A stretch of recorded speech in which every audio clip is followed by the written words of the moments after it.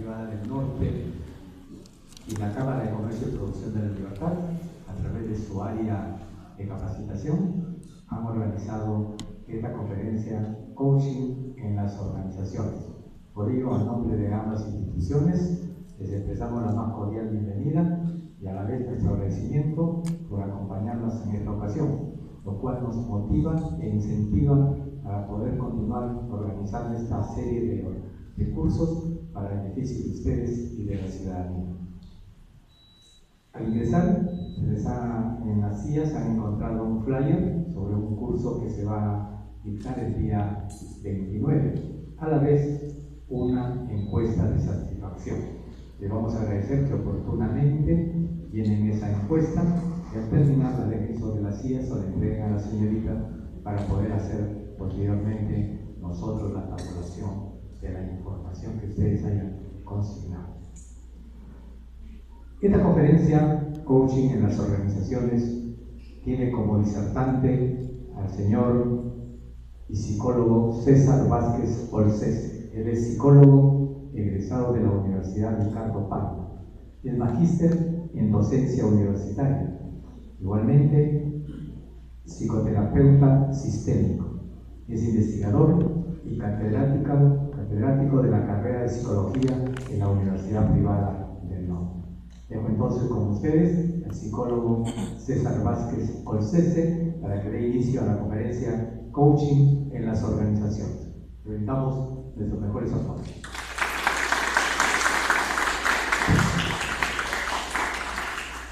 Bueno, muchas gracias por la cordial invitación de la Cámara de Comercio y de la Universidad Privada del Norte, la Escuela de Psicología. Estar una vez más aquí en la Cámara de Comercio hablando de estos temas. Creo que días más, días menos, hace un año estuve también aquí hablando de coaching, tal vez algunos estuvieron. Y bueno, hoy día quiero conversar con ustedes sobre algo relativamente fresco. Estuve realizando curiosamente hasta ayer, así que está ¿cómo es? Noticias fresquita, chucherita. Sobre un abordaje o una forma de entender el coaching desde lo estratégico. Vamos a ver si es que esto resulta comprensible e interesante. Y vamos a ver si lo podemos ir haciendo práctico, ¿no? De repente en algunos pasos yo les voy pidiendo que vayan haciendo algo en relación a algún tema que ustedes quieran resolver. Pueden ir pensando en algún problema que quisieran resolver, ¿no? En su momento no lo van a comentar nada de esto, pero lo van a ir haciendo como un ejercicio. ¿Sí? Bien, comencemos hablando un poco sobre coaching. Yo recuerdo que llevé una certificación en coaching hace exactamente 10 años en Lima, bastante caro, dicho sea de paso. Vine aquí con la intención de replicarlo, armé un cursito sobre coaching, no fue absolutamente nadie. ¿Por qué? Porque hace 10 años el coaching no era conocido.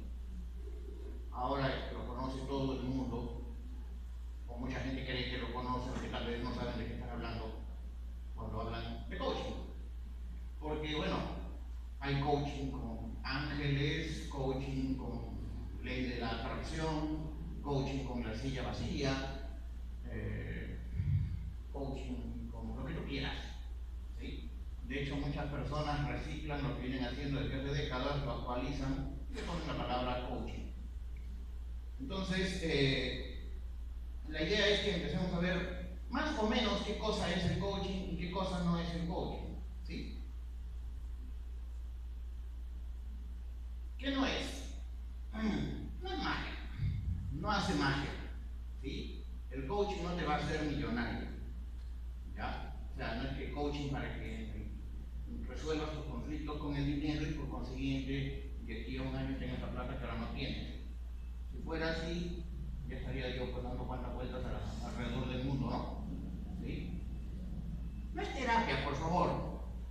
Aunque mucha gente que no ha estudiado psicología, no ha estudiado terapia, pero llevó un fin de semana de coaching, luego sale a vender coaching de parejas y empieza a hablar de infidelidad, de traumas producto de la infidelidad y cómo eso se arregla con coaching, y etc.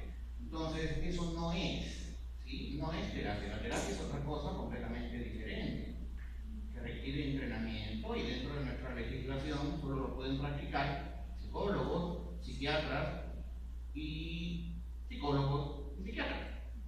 Nadie más. Entrenados. Menos terapia de pareja, como les decía, ¿no?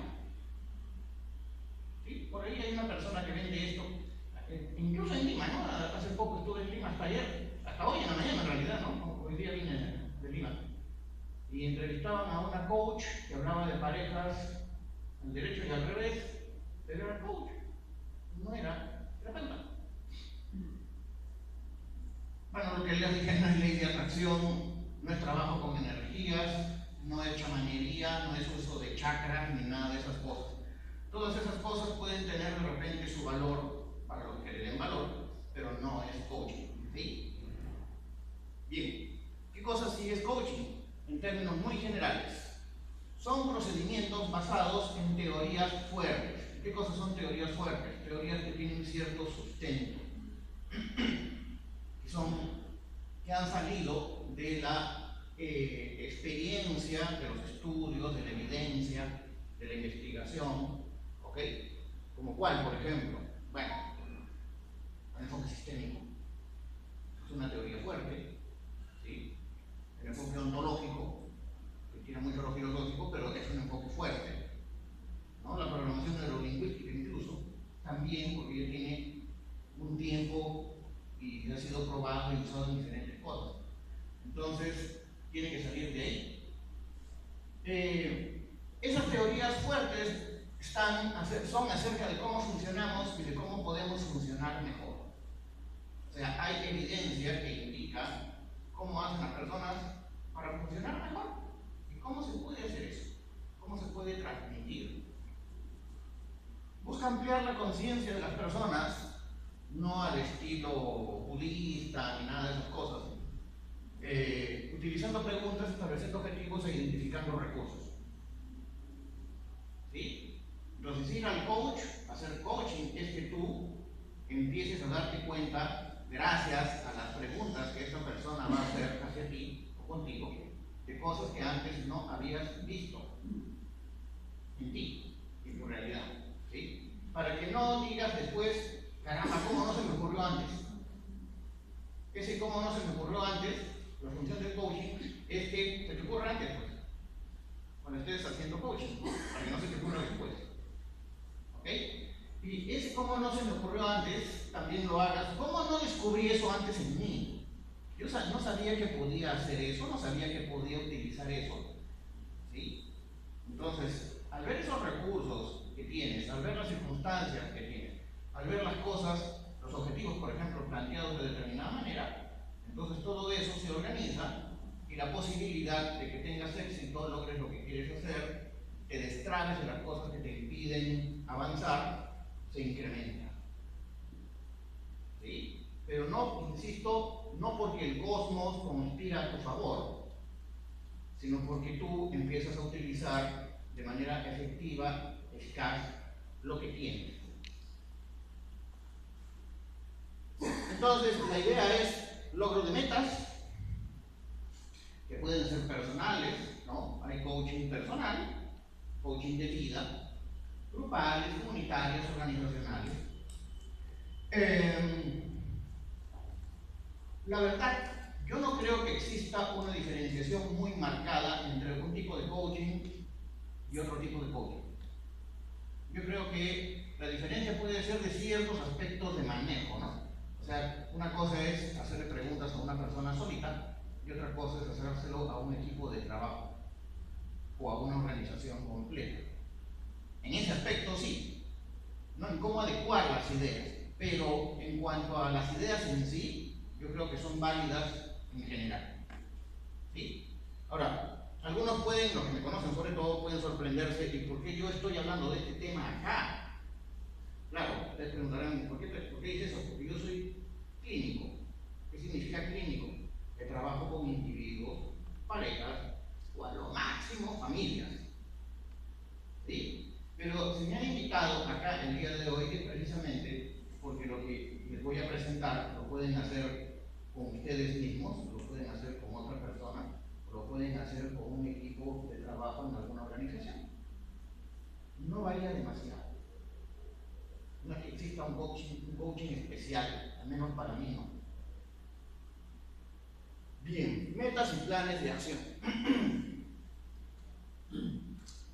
El coach no da consejos.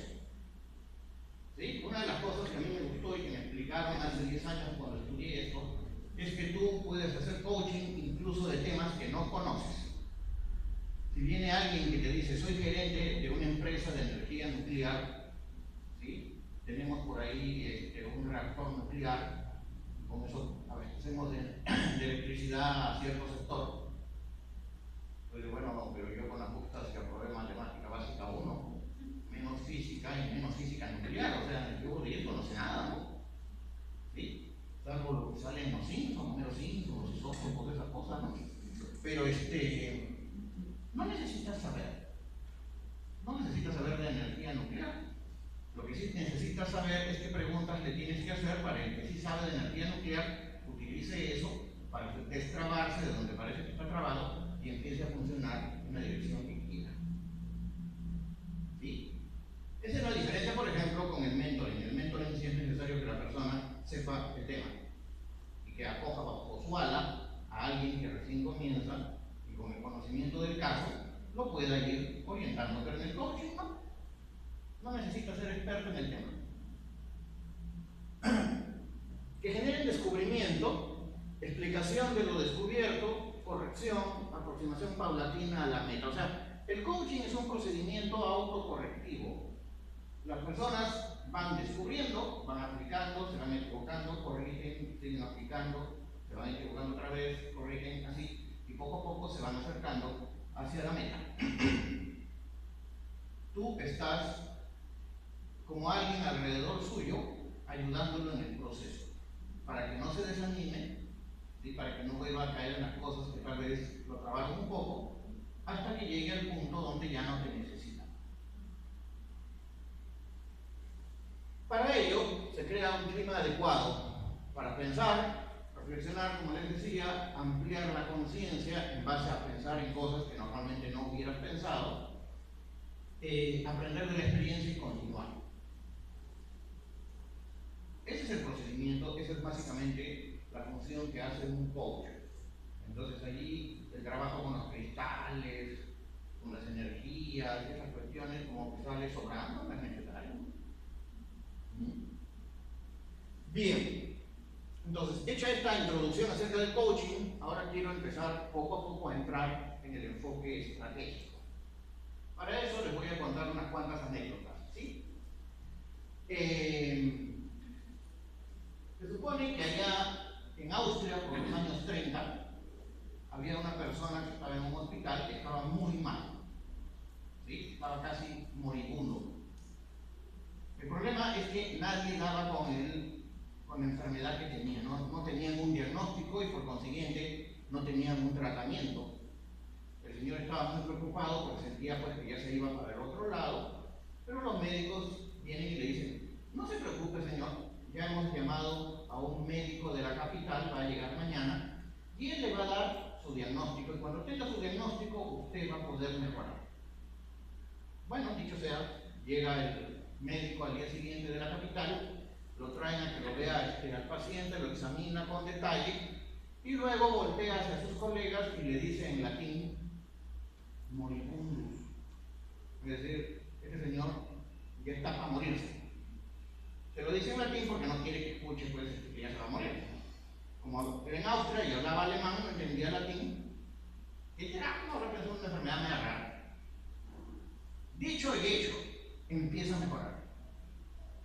A la semana ya estaba perfectamente bien al punto que le dieron de alta y se fue. Le habían dicho, ¿sí? Cuando llegue el médico y le dé tu diagnóstico, vas a mejorar. El señor se la creyó. Mejoró. ¿Sí? Esta es una historia que le he escuchado en una docena de versiones diferentes, siempre cambia el contexto, lo que hace la gente, etcétera, pero bueno, de repente también la han escuchado ustedes. Un señor tiene una fábrica, ¿sí? Y esa fábrica depende de un generador, que es la que da energía para que todas las máquinas se muevan y la producción funcione. De pronto el generador se detiene, deja de funcionar. El señor, el dueño de la fábrica, llama a sus ingenieros para que arreglen el generador, porque el tiempo es dinero y la producción está detenida. Nadie da con la falla, ¿sí? Pero uno de ellos dice, bueno, mire, jefe, yo conozco a un señor que es así medio curioso, de repente puede venir y ver qué pasa. A ver, corre, trae. Y traen al señor. Entonces el señor saca por ahí su llavecita y empieza a golpear.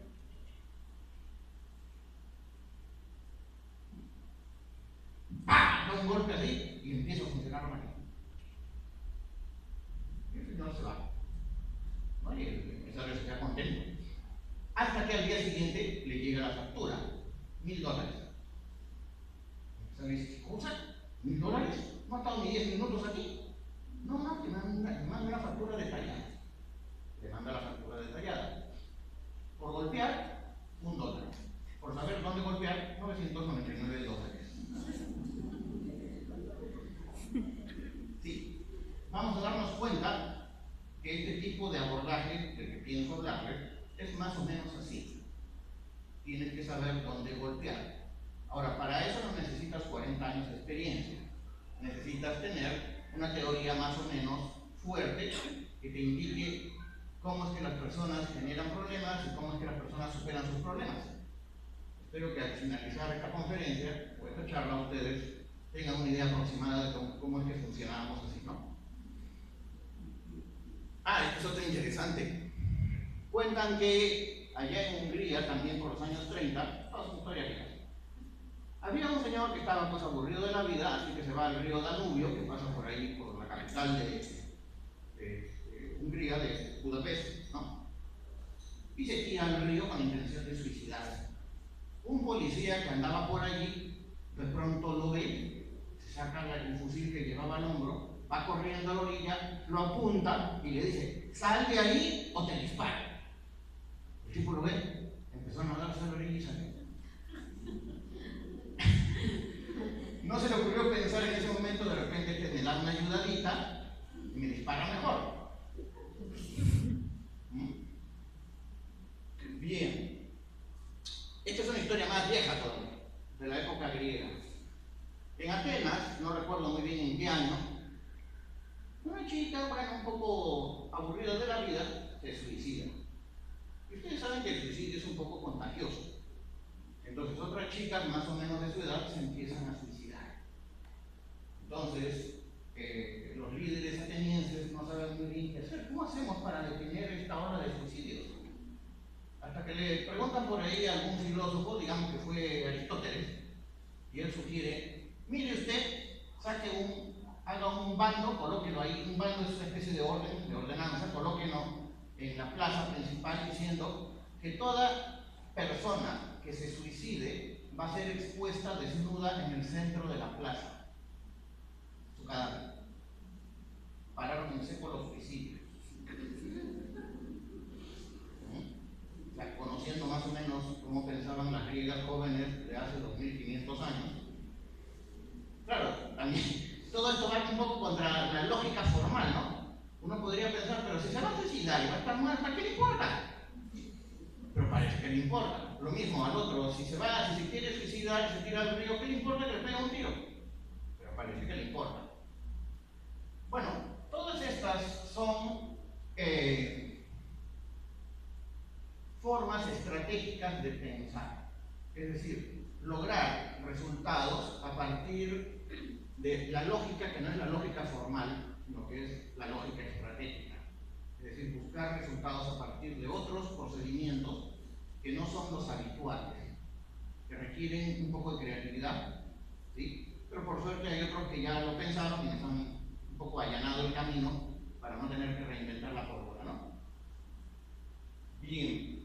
Por favor, si hay alguna duda en el momento que sea, me la hacen llegar para poder aclarar, ¿sí? Bien, el pensamiento estratégico entonces supone cambiar para conocer y no al revés. Al menos a nosotros los psicólogos conocer a la persona para luego ayudarla a cambiar. El enfoque estratégico nos dice, tú quieres conocer a alguien, primero cámbialo y después sabes cómo fue. No es que primero lo conoces. Con esto ustedes se darán cuenta que un montón de cosas salen por la ventana. Diagnósticos, evaluaciones, pruebas psicológicas y cosas así, que a veces a los psicólogos nos hacen creer que es algo imprescindible. No digo que no sirva para nada, pero desde la lógica estratégica no lo necesitas. Lo que sí necesitas es buscar las formas como puedes cambiar a esa persona, a esa institución, a ese grupo, etcétera, a ese equipo, y después recién, cuando haya cambiado, vas a tener información para saber por qué tenía la dificultad que tenía. No antes. Supone cambiar a partir de elementos mínimos, pero muy efectivos, como el caso del señor que va con su martillito, golpea fuerte y hace funcionar el equipo. No necesitas hacer grandes cosas tampoco para generar un cambio en la institución, en el sistema con el cual estés trabajando. El tema es saber dónde lo debes hacer. Y yo les voy a dar la clave de eso dentro de un rato. Adecuarse a cada situación. Vas a tener que hacer una aproximación cortada a la medida. Mismo sastre, misma costurera, tienes que adecuarte a cada situación. Para eso, tú necesitas respetar la forma de pensar, la forma de hablar, la idiosincrasia de las personas con las que trabajas. No ir a tratar de corregir su forma de pensar porque probablemente no van a colaborar contigo. ¿Sí? Por eso mismo es que no conviene gran cosa, no es muy útil empezar diciendo lo mal que funcionan ciertas cosas, evaluar, adjetivar, diagnosticar. Porque aunque muchos estén dispuestos a pasar por ese trance de, bueno, a ver, díganos qué estamos haciendo mal, no es lo que queremos oír. ¿Sí? Y es autocorrectivo. O sea, ustedes saben, no existe el error, existe el aprendizaje. Es lo mismo. Algo que no está saliendo como quisiéramos, algunos lo van a llamar error, nosotros preferimos llamarlo, estamos aprendiendo y vamos a corregir. ¿Sí? Verlo de esa forma convierte a este tipo de abordaje a prueba de fallos. O sea, de todas maneras hay cosas que en algún momento no van a funcionar bien, pero las corriges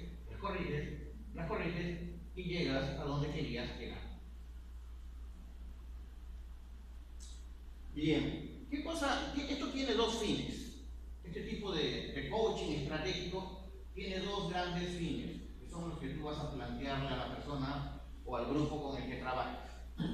Resolver algún problema que ellos tengan o lograr algún objetivo que quieran lograr y que les está costando lograr.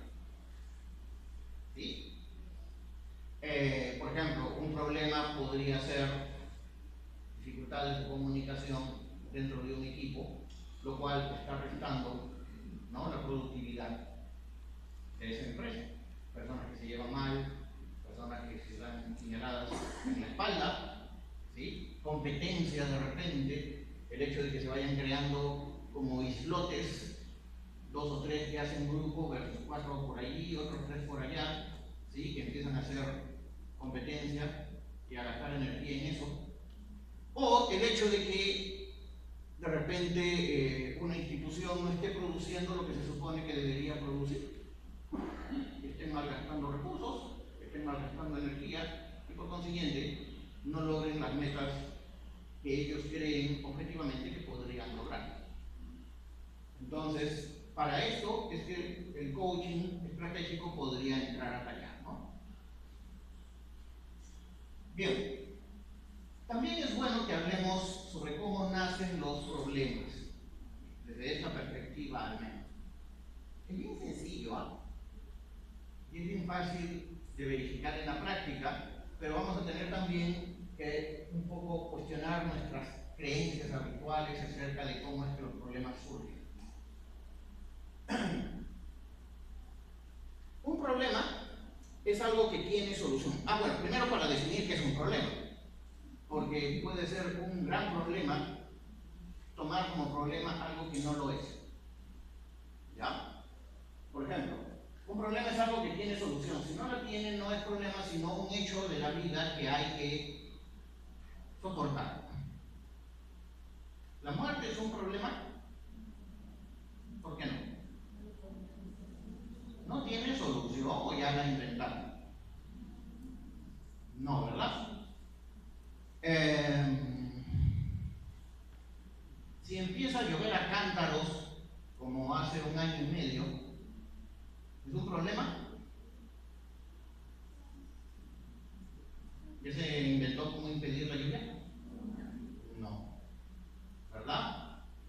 Si de pronto, no sé, alguien que se dedique a la producción de algo, de pronto pues las tendencias del mercado cambian y ya no hay demanda para eso, ¿no es un problema? ¿Sí? ¿Tú puedes hacer que haya más demanda? Esa es otra cosa. Pero si no quieres innovar, ¿no? Entonces, lo que tú has dicho es interesantísimo, ¿no? Supongamos que yo produzco no sé qué. Bueno, yo no produzco nada, pero algo que produzcan ustedes, ¿no? De repente, cobre. Y de repente el cobre ya no lo quiere comprar nadie, pues lo está reemplazando la fibra de vidrio. O la fibra, ¿no? ¿Esta que usan ahora? ¿Sí? Fibra óptica, está. Porque resulta más rentable, más fácil de hacer, etc. Pero tú produces cobre. Y tú quieres que haya demanda de cobre. Pero ya no quieren comprar cobre. Entonces, ¿un problema depende de ti que tú puedas hacer que haya demanda de cobre? No. Entonces, tienes que aceptar eso como un hecho, al igual que vas a aceptar como un hecho el que en algún momento, espero dentro de muchísimo tiempo, te vas a morir, ¿no? Como que resignarte un poco al respecto, aunque esa es una palabra que tiene muy mala prensa, no nos gusta resignarnos porque suena a loser, ¿no? Suena a perdedor. Pero resignarte ante lo que no tiene solución es una medida sabia. ¿Sí? Y de repente te reconviertes, cambias de giro, haces otra cosa. Pero ese problema en sí no lo resolví, porque no se puede. Entonces, es muy importante saber diferenciar aquello que puedes resolver y aquello que no, para no confundir una cosa con la otra, no estar gastando energías en lo que no puedes resolver y que por consiguiente no es un problema, o a veces dejar pasar lo que sí puedes resolver porque no lo analizaste bien. ¿Sí? Bien, normalmente las personas tienen dificultades, no necesariamente tienen problemas. Todo el mundo tiene dificultades. Por ejemplo, yo llegué un poco tarde, disculpen ustedes, porque calculé mal el tiempo, no me acordé.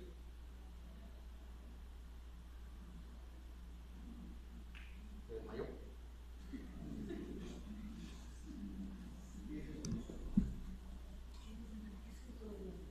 Sí, una dificultad que tiene solución. Decía, no me acordé de que... No me acordé de que hay ciertas calles que se están rompiendo las veredas para hacer no sé qué cosa. Y que ahora hay, en lugar de 2 vías, una sola vía. Entonces todos los automovilistas estaban jugando al trencito, ¿no? Bueno, por eso es que llegamos tarde. Una dificultad se convierte en problema cuando se interviene cuando no se debería intervenir.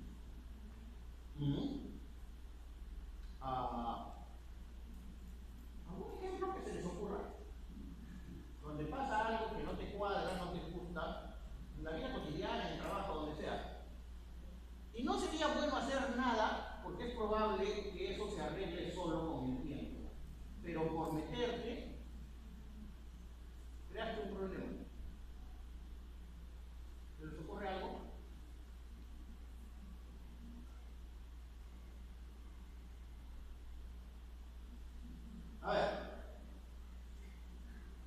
Supón que tienes hijos adolescentes, de pronto un día, sin tocar, te metes al cuarto de tu hijo y lo encuentras masturbándose. ¿Qué deberías hacer allí? Según yo, es date media vuelta, cierra la puerta y olvídate de lo que viste. ¿Sí? Porque si tú te metes a hacer algo, no como haces eso, te vas a volver loco, porque ese pelo de la mano. No sé si todavía creen en eso, pero algunos tal vez no está bien y esto que lo otro. ¿Realmente crees que vas a impedir que lo siga haciendo? Hola. No lo vas a impedir. Lo que podría ser problema solucionado, ¿no? Lo que podría ocurrir es que de repente tu hijo tenga vergüenza, que de repente empiece a ocultarse más, que la relación entre tú y él empiece a cambiar en una dirección que tal vez no te gusta. Entonces, esa es una cosa sobre la cual yo no me metería, al menos no en ese momento. Saliéndonos del campo de la conducta. Si te empieza a salir acné, yo no haría nada con el acné. El clásico apretarte ahí, ponerte cremitas, desesperarte. Cuanto menos hagas con tu acné, más rápido se va a ir. Tal vez lo que tendrías que cambiar, si quieres, es un poco la dieta, ¿no? ¿Sí? Y uno que otro pensamiento que puedas tener por ahí, porque para algunos dermatólogos el acné también está conectado con pensamientos irracionales. Pero con el acné mismo, yo no haría nada. O, este problema está más difundido de lo que parece. Si hoy te cuesta dormir, tampoco deberías hacer nada para tratar de dormir. Si quieres, es lo que yo siempre le recomiendo a la gente cuando dicen que tienen problemas para dormir. Levántate, vete a leer un libro de matemáticas a la sala, ¿sí? O de trigonometría, no sé. Y hasta que no estés 100% seguro que te vas a dormir, no te metas a la cama. Y cuando te metas a la cama, pon tu reloj a un costado, ¿no? Si en 15 minutos no te has dormido, te vuelves a levantar y sigues leyendo tu libro de álgebra, tu Baldor. ¿Ya? Porque lo peor que puedes hacer es querer tratar de dormir. No vas a dormir. ¿Bien? No se interviene cuando se debería intervenir. Este es el típico caso del bullying en las escuelas. Yo espero que eso esté cambiando, aunque lo dudo mucho, en muchas escuelas, al colegio, a los profesores. El bullying no es un problema. El bullying es un mecanismo a través del cual los chicos se autorregulan y se van haciendo hombres. Entonces deberías intervenir, pero no se interviene. Con lo cual también se puede generar un problema. Se interviene de forma inapropiada.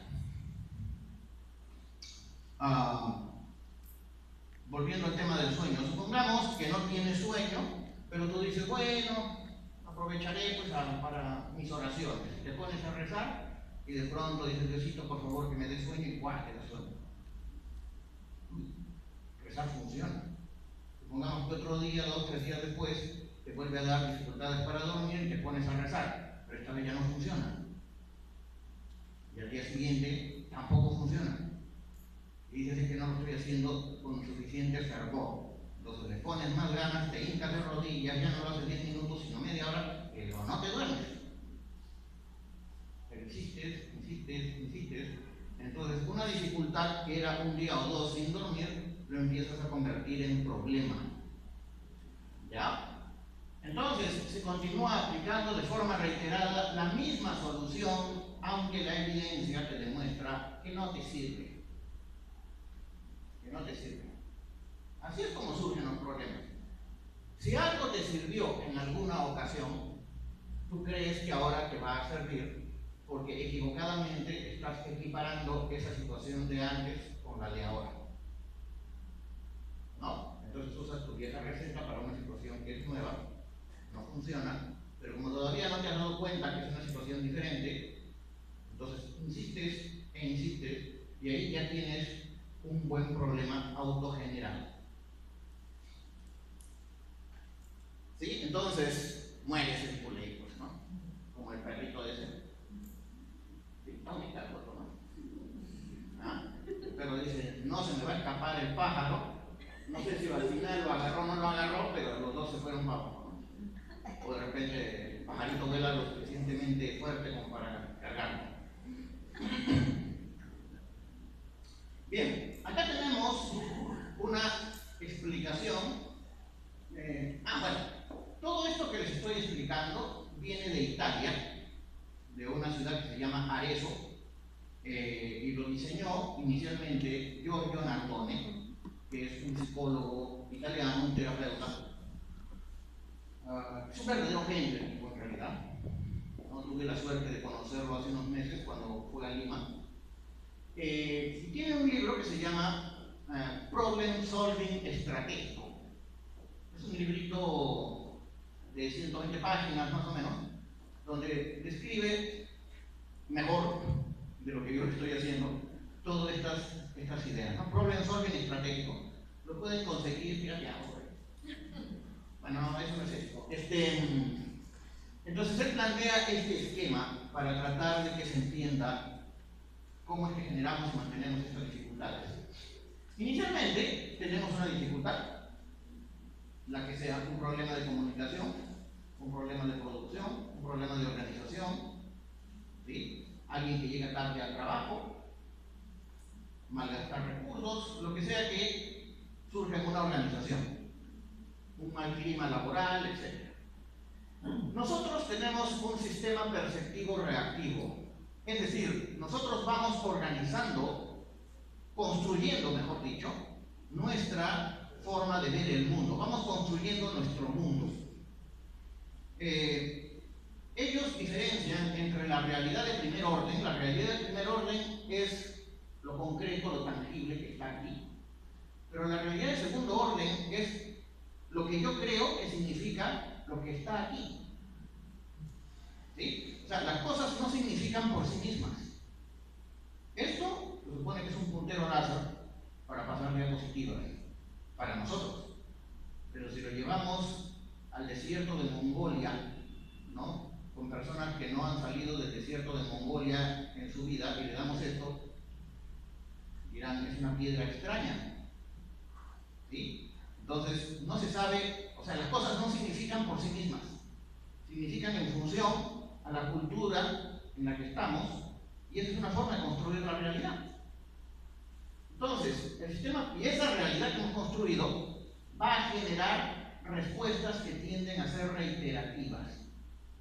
Por ejemplo, un padre que ha construido la idea de que su hijo tiene que llegar a cierta hora y no más, si ese hijo se pasa de la hora, significa una falta de respeto, y por consiguiente que este chico va a empezar a desviarse del buen camino, aparte de que él está quedando mal, está quedando pues en inferioridad de condiciones como padre, y su hijo va a empezar a descarrilarse.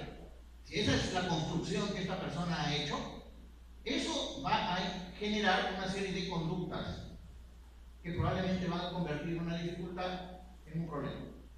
Como cual, se pasó media hora, de repente lo llama, le suelta un sermón a los gritos y tal vez por ahí hasta le pega, porque cree que desde su sistema perceptivo reactivo esa es la forma correcta de corregir.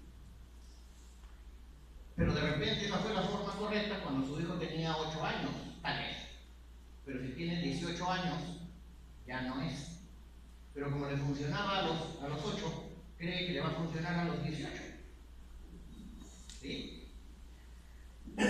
Entonces, a partir de ese sistema perceptivo reactivo, que también lo tienen los gerentes, lo tienen los directores, lo tienen los trabajadores, lo tienen los profesionales, lo tienen todas las personas que participan de alguna institución, el presidente de la República, etc., todo el mundo tiene un sistema perceptivo reactivo. Genera una solución intentada. Le llamamos solución intentada a todo aquello que tú usaste antes y que lo usas ahora, pero ya no te funciona como antes. Esa es una solución intentada. La solución que funciona es solución a secas. Solución intentada es la que no funciona. pero que sigues intentando. Entonces, esta dificultad, volviendo a este chico que llega media hora tarde, porque le gritaron, le pegaron, le prohibieron un montón de cosas, ¿sí? De repente se revela y dice, ¿por qué pues? Tengo 18 años, yo tengo DNI, tú no me gritas, y la próxima vez llega hora y media tarde. Con lo cual, el papá, que sigue con su sistema perceptivo reactivo, genera o insiste en lo mismo, incrementa la dosis probablemente, pero cualitativamente hablando es más de lo mismo. De repente ahora ya no solo le grita, ahora le quita el celular, de repente ya no le da dinero, de repente cada vez que lo llamen los amigos le quita el teléfono y le cuelga, ¿no? De repente los sermonea todos los días, lo lleva al psicólogo, entonces la cosa se mantiene, se incrementa la actitud de rebeldía, entre comillas. Es recién allí cuando las personas dicen que pese a todo lo que están haciendo, la situación no mejora, donde tal vez busquen ayuda. Ahí probablemente entraría un coach estratégico. Claro, si se trata de una organización, ¿no? Si se trata de un problema de conducta como el que acabo de escribir, ahí entra el terapeuta. ¿Sí? ¿Se entiende? Muy bien. Acá lo tenemos un poquito más ampliado. Acá está el mismo esquema, ¿no? La dificultad, la forma como piensa la persona o las personas, lo que tratan de hacer y cómo eso constituye o mantiene el problema y así. La persona que va a intervenir, terapeuta, coach, como se le quiera llamar, tiene que utilizar estrategias avanzadas. Más o menos el esquema que les vamos a explicar dentro de un ratito. Y va a intervenir sobre la solución intentada. Va a tratar de desbloquear lo que hace la persona para que se rompa este círculo vicioso. Va a tratar de generar a través de pequeñas intervenciones, tampoco no son grandes cosas, ¿eh? Son cosas pequeñas pero significativas, que se rompa este ciclo y se genere una experiencia diferente. Una experiencia diferente. A esto nosotros le llamamos experiencia emocional correctiva. O sea que las personas, a partir de hacer algo diferente, empiezan a darse cuenta que pueden sentir y pensar de otra manera, y eso lleva a generar un nuevo sistema perceptivo reactivo, distinto al de acá, cambios emocionales, cognitivos y conductuales, y por consiguiente, el cambio se mantiene. O sea, se pasa a un cambio, a un tipo de actividad, a un tipo de interacción distinto al que tenían cuando el problema ocurría. Todo esto, como les digo, suele hacerse de una manera más simple de lo que puede parecer. Bueno, a veces llevarlo a la práctica no es tan simple, pero al menos sí es simple de entender, creo yo. ¿Sí? ¿Está claro? ¿Alguna pregunta sobre esto? Bien, otra cosa importante que hay que aclarar. Las soluciones que las personas buscan, sean soluciones individuales, familiares, de organizaciones, no son isomorfas a los problemas. O sea, lo que tú tienes que hacer para la solución que buscas no tiene nada que ver con lo que haces con el problema. Es algo completamente diferente. Necesitas desarrollar una lógica diferente. ¿Sí? Por eso es que no utilizamos el pasado. A veces las personas creen que necesitamos conocer mucho de su pasado para ayudarlos. No necesitas en absoluto el pasado. Para nada, la verdad. Claro, entender esto, aceptarlo, es algo bien complicado porque tiene una fuerza, es un elemento cultural tan fuerte que muchas personas se pueden sentir como decepcionadas si es que no los escuchas su larga y triste historia, ¿no? ¿Sí? Pero la verdad no es útil. lo que generó tu problema no tiene relación con lo que lo va a solucionar. A veces nosotros seguimos usando el esquema médico, ¿no? Si tú tienes una infección, es porque tienes determinadas bacterias. Conociendo las bacterias, le das el antibiótico que mata las bacterias y se acabó la infección.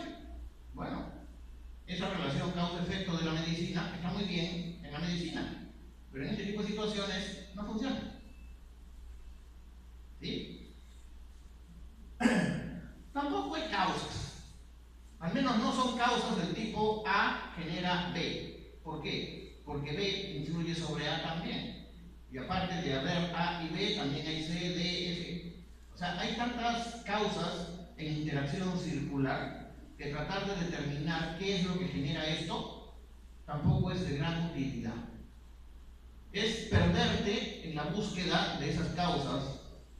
Y como dijo alguien, cuando buscas mucho en el problema, tiendes a desmoralizarte. Pierdes de vista aquello que te puede sacar del lío por tratar de ver por qué te caíste en él. Recuerden ustedes esa anécdota del borrachito, ¿no? Que pierde sus llaves y de pronto viene alguien a tratar de ayudarlo y se ponen a buscar ahí debajo del farol donde está la luz y no encuentran las llaves. Entonces el tipo le pregunta: oiga, ¿estás seguro que aquí las perdió? No, las perdí allá adentro en el callejón. ¿Y por qué busca acá? Porque acá hay más luz. Nos estamos buscando donde supuestamente hay más luz, pero ahí no está la respuesta. Entonces tú conoces mucho tu pasado, ¿no? Yo como terapeuta lo veo todos los días, ¿no? La gente viene con enciclopedias completas, ¿no? De el problema, cómo ocurrió, me pueden describir diálogos perfectos, ¿ah? Me dijo así, yo le dije así, entonces me dolió así, yo pensé esto y él respondió de esta manera, entonces yo le dije lo de aquí, y eso duró 5 segundos, y después yo le dije esto que duró 35 segundos, 4 décimas. Entonces te cuentan así con detalle toda la interacción, desde cuando eran niños. Y yo digo, pero si supieras que todo ese cúmulo de información que me traes no te sirve de nada para resolver lo que quieres resolver o para lograr lo que quieres lograr. Cuando le preguntas, ¿y qué cosa quieres lograr? O sea, no se habían tomado la molestia de pensar lo que querían conseguir por estar pensando en lo que quieren dejar atrás. ¿Sí? Es como que yo te dijera: mira, te voy a dar la lista para que vayas aquí a Wong, que está cerca, de lo que no quiero comprar ya. Te doy una lista así, un rollo, un papiro de 20 metros de largo, con todo lo que no quiero comprar.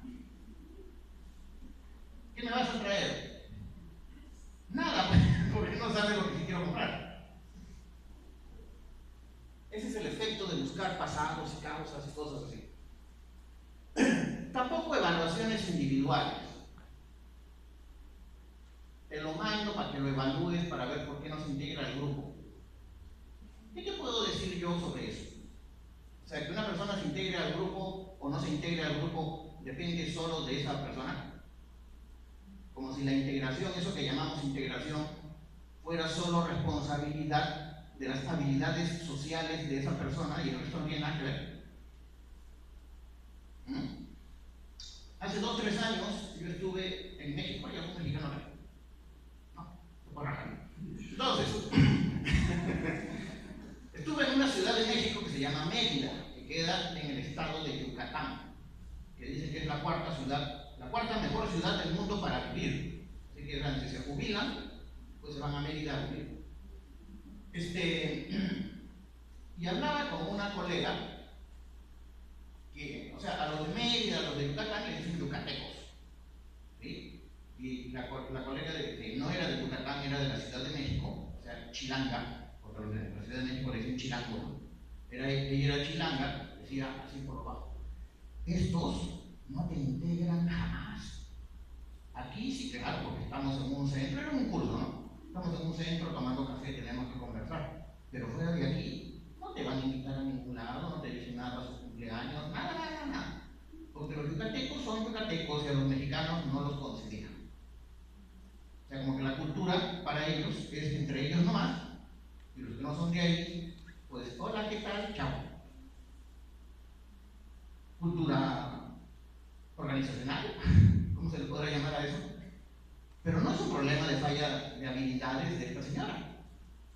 una señora muy competente, sabe cómo conectarse, pero de repente la costumbre, las normas es entre nosotros nomás. Claro, después me enteré de que Yucatán fue el último estado de México que se integró al país. ¿Sí? Un poco como Arequipa, ¿no? ¿Sí? Entonces, Yucatán fue república independiente hasta 10 años después de la independencia. La parte que no sé es si los integraron a la fuerza o se integraron voluntariamente. Pero ellos sienten nosotros los yucatecos y los mexicanos. Hacen esa diferenciación. Entonces, el tema es más bien ver los problemas, las soluciones intentadas que mantienen los problemas. Ver cómo podemos cortar esta situación. ¿Sí? ¿Está claro alguna pregunta? ¿Cómo vamos de hora? Para las 7:20. 7 minutos para las 7:20. O sea, ya me estoy acercando al fin. Ahora, 5 minutos. Ya, vamos a correr. Bien, vamos a hablar del problem solving estratégico, ¿ya? Primer paso, definir el problema. Necesitas definir el problema. Para definir el problema tienes que hablar de quiénes intervienen en esa situación. Segundo, ¿dónde ocurre esto? No te quedes con abstracciones de esto siempre ocurre en cualquier parte, eso es mentira. Los problemas ocurren con determinadas personas en determinados lugares, que pueden ser varios, de hecho pueden ser muchos, pero no son todos. ¿Cuándo ocurre? No ocurre en cualquier momento. Puede que ocurran en muchos momentos, pero no en todos los momentos. ¿Y cómo es que ocurre? ¿Cómo es que se da la interacción de las personas que intervienen? ¿Quién hace qué? ¿Cómo responde el otro? Tratar de describir eso de la manera más operativa, concreta y específica posible. Normalmente a las personas les cuesta hacer esto de manera detallada. Se tiende a confundir la generalidad, el adjetivo, el concepto con una descripción. Si tú le dices, ¿cómo se comporta el jefe? Agresivamente, y cree que ya está siendo concreto. Y agresivamente es un adjetivo. No, el jefe viene y cuando nos encuentra de repente conversando, nos manda una gritada con insultos y todo lo demás que dura más o menos 20 minutos. Y el resto del día no te le puedes acercar porque te contesta feo o simplemente no te contesta. Esa es una descripción mucho más específica. ¿Y qué haces tú cuando él hace eso? Bueno, yo me pongo rojo como tomate, me voy al baño y lloro. Ya, esa es una descripción. ¿Sí? Pero el jefe es agresivo y yo soy muy emocional, no es una descripción. Bien, luego tenemos que establecer un objetivo. Una vez que se ha descrito bien el problema, más o menos como les estoy indicando, tú le vas a preguntar a la persona o a las personas, porque en este procedimiento pueden intervenir varias personas, tratar de buscar el consenso en lo que se va describiendo, sobre lo que se quiere lograr. Lo que se quiere lograr tiene que ser específico, concreto y claro. Igual de concreto que cuando describes el problema. Es decir, queremos estar bien, queremos que haya respeto. ¿Cómo te vas a dar cuenta que hay respeto? Porque se hace qué cosa. Bueno, pues cuando nos encuentre conversando, viene y dice, a ver señores, por favor, no perdamos el tiempo. ¿Eso sería respeto para ti? Sí, ya está. Medible, definido en términos de resultados observables, porque si no, no vas a saber que ya llegaste si no lo sabes medir. Hay personas que siguen buscando ayuda y siguen buscando ayuda y siguen buscando ayuda y en realidad ya lograron lo que querían lograr, pero aún no se han dado cuenta.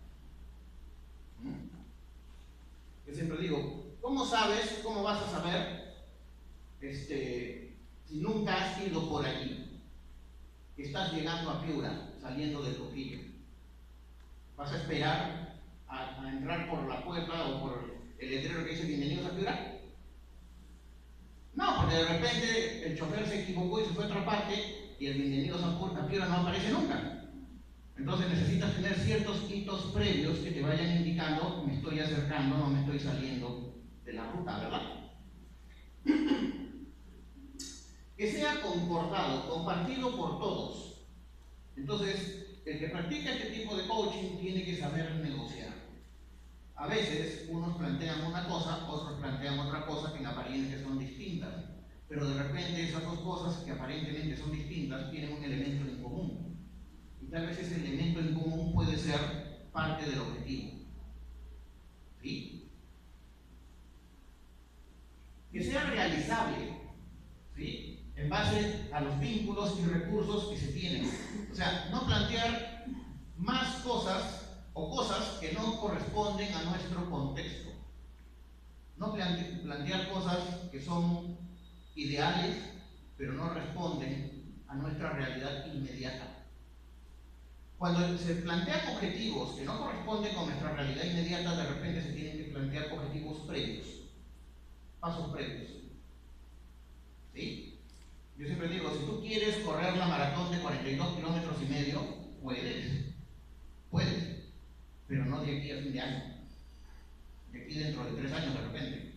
Bueno, los que conocen sobre atletismo tal vez puedan precisar mejor eso. Pero si tú dices, no, de aquí a Navidad, yo quiero recibir la Navidad corriendo 42 kilómetros y medio, irme 42 kilómetros y medio hacia allá, correr y justo llegar a Trujillo cuando sean las 12 de la noche. Esta Navidad te garantizo que no lo vas a hacer, sobre todo si no has corrido nunca, como es mi caso, ¿no? Pero si empiezo a entrenar, entonces tal vez en 10 años, ¿no? Lo puedo conseguir. Bueno, ya mucho 10 años, 7, ¿no? No sé cuánto. Que sea temporizado, alcanzable en un determinado tiempo. También es importante poner fechas. Todo esto es ajustable, por si acaso. Todo esto es ajustable, no se tiene que convertir en una camisa de fuerza, pero,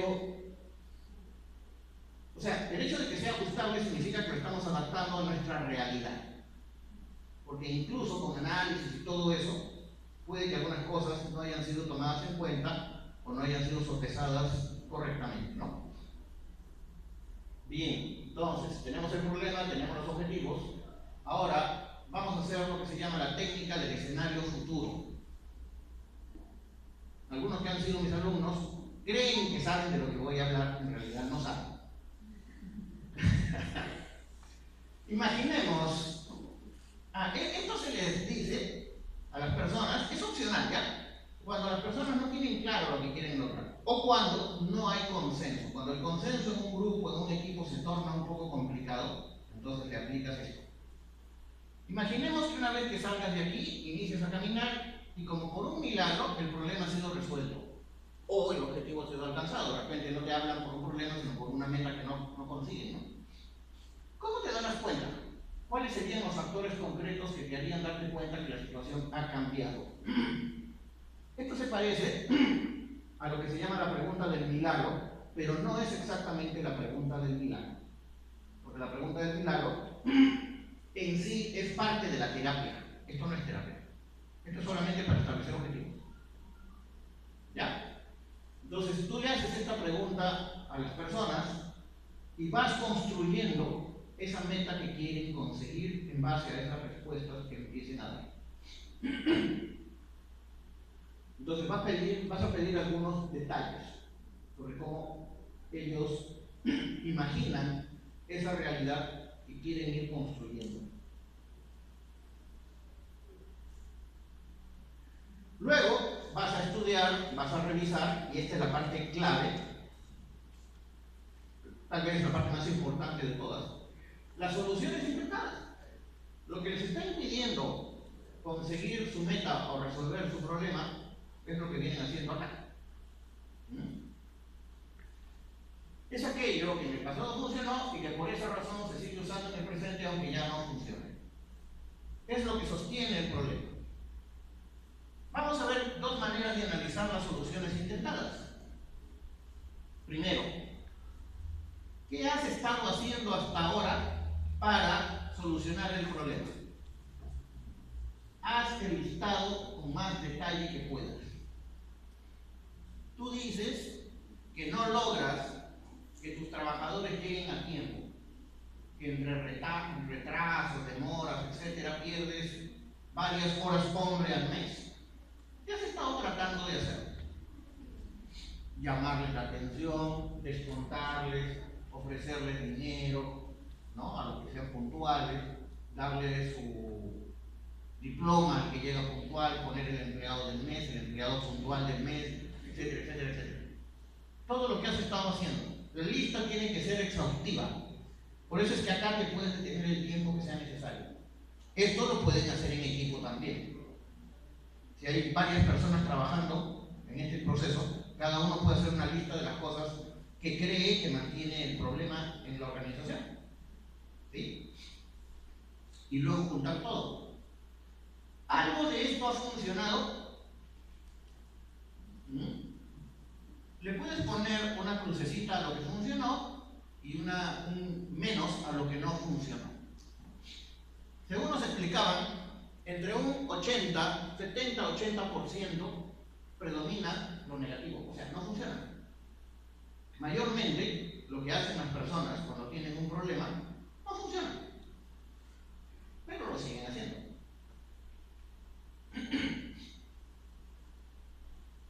Y luego puedes aplicar otra estrategia. O sea, aquí estamos empezando a hacer desde adentro de ellos un cambio perceptual. Aquí no vamos a convencer a nadie de nada. No le vamos